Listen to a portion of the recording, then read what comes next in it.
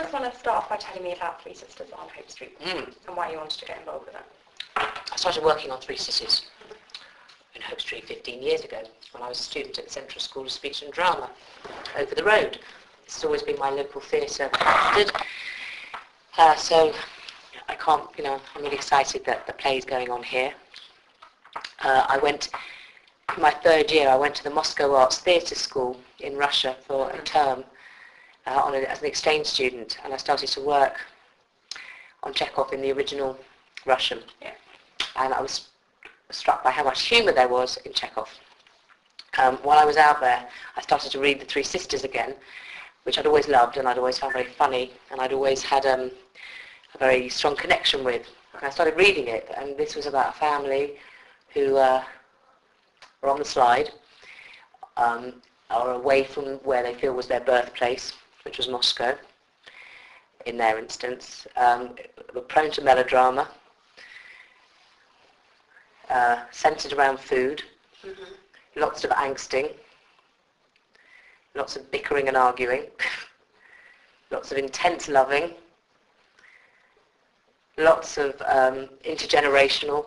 There's a sort of, your oldest character's 80, the youngest character's a little baby of 6 months. And I just thought, wow, this to me is my experience of growing up in the Jewish community and of a Jewish family, with my great-grandmother who was 82, come over from the pogroms, down to my little sister sitting around the Friday night dinner table.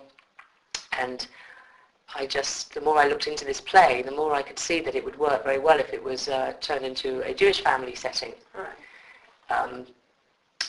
In the original, the family are wanting to go back to Moscow, which is where they feel that they belonged. And I think that as Jews, we're always, we are immigrants, whether we're second, third, fourth generation. We're still, where do we truly belong? Is it in England? Is it in Eastern Europe? Is it in Israel? Is it in New York? Where are we at? Where is our Moscow as a community? And these are all the questions that I wanted to pose by using the Three Sisters, and put it into my experience of the Jewish community. There you go. Okay, perfect.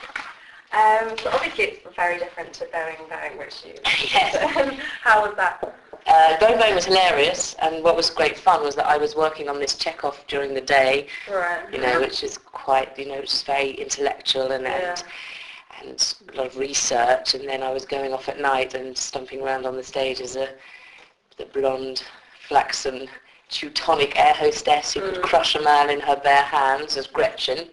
So I had a good outlet for my humour. But I tried to get a lot of humour in the Chekhov, in the Three Sisters on Hope Street as well.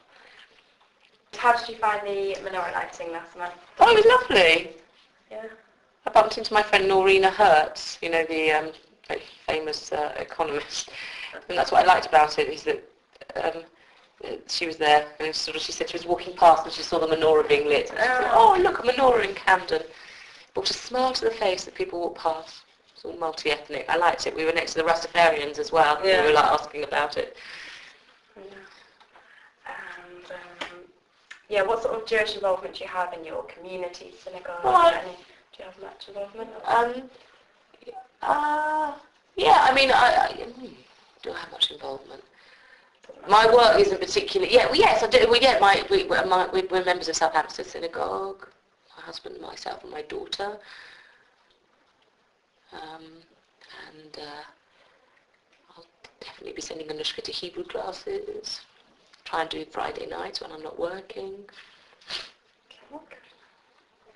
We lit the menorah at home. Do you miss your time in EastEnders?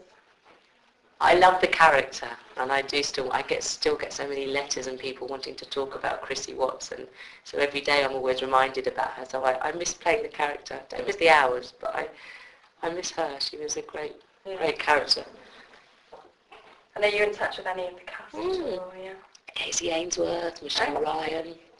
I saw Kim Metcalf the other day. The three girls, were all involved in the Dirty Den story. We always stayed close. And who else did I speak to? Letitia, I got a text from the other day. Oh, yeah. She looks amazing. She looks really fantastic. So it's her. Do you still get recognised often? Do you know, weirdly enough, even though I look completely different, I've had a baby, I've had no sleep and have straight hair, I do. I can't believe it. I get stopped a lot. Okay. What would you say has been your greatest achievement so far? In my life? Yeah. I think giving birth to having my daughter, and also producing this play. I feel like I had 2 babies in the year of 2006.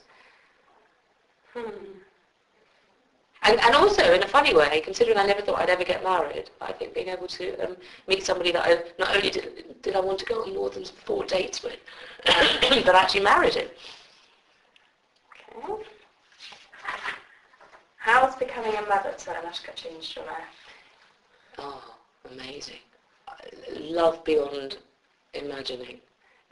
Just being in awe of this, every day I wake up, I can't wait to see her. Yeah. She puts everything into perspective. And going out and working now, when I've got Anushka at home, it just makes work so much sweeter, because ultimately I know I've got her to come back to, and equally coming home is an amazing thing. And it also has made me, in a way, less the ambition side of, wanting to achieve and move up the career, just to keep achieving and working. It's actually made me realise the value of family time. I've been such a workaholic until I had Anushka, and suddenly I realised there's more things in life than working all the time. Okay. Just the little things, like how much a smile, or that I'm teaching her another word. Just brilliant. Did you always want to be famous? Yeah, I suppose I always did. I think I knew I always wanted to act, because I always liked, even as really little, I always was pretending to be other people and making up little stories in my head and making up characters. I think it was less about fame. I think I always wanted to be an actress.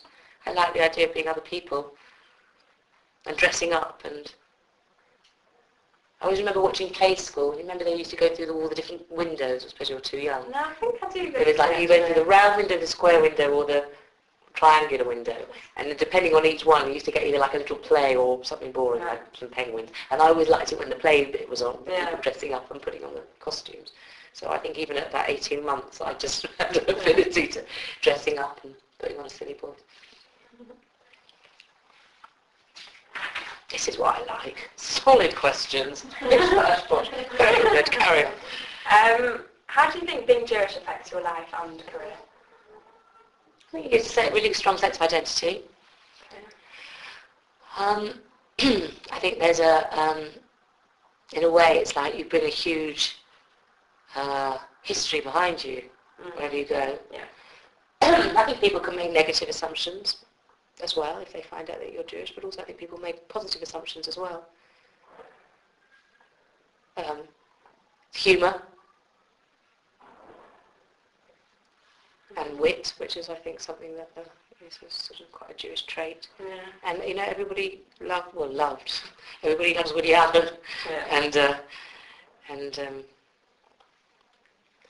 I think that was always one of the things I found when I went into the industry, was that, particularly in the comedy, friends of mine that had worked on Goodness Gracious Me and other comedy writers, everybody holds that Woody Allen type of writing up, and Seinfeld, that kind of very Jewish, quick-witted.